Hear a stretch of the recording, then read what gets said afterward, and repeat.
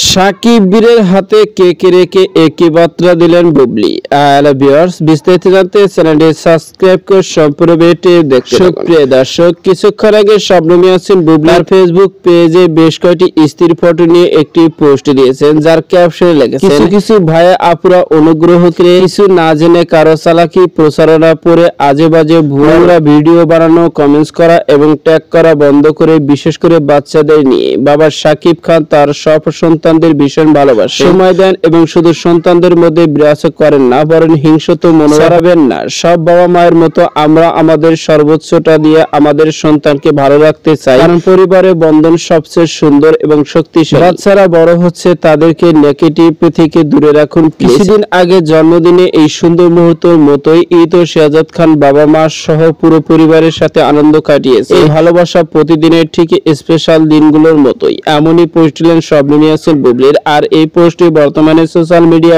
তবে এই পোস্টে কিন্তু শবনম ইয়াসমিন বুবলি, শাহজাদ খান, বীর ও সাকিব খানের বেশ কয়েকটি স্ত্রীর ফটো ছিল, যেখানে দূর দূরান্ত লোকে দেখা যাচ্ছে তাদের তিনজনে মিলে একসঙ্গে বসে রয়েছে। সাকিব খান ও শাহজাদ খানের বীরের হাতে রয়েছে কেক, শবনম বুবলিকে খাইয়ে দিচ্ছে। আর এই পোস্টটি বর্তমানে সোশ্যাল মিডিয়া ভাইরাল। সুপ্রিয় দর্শক, ভিডিওটি আপনার কাছে ভালো লাগলে একটা লাইক দিন। নিত্য নতুন ভিডিও আপডেট পেতে চ্যানেলটি সাবস্ক্রাইব করুন। অসংখ্য ধন্যবাদ পুরো ভিডিও করার জন্য।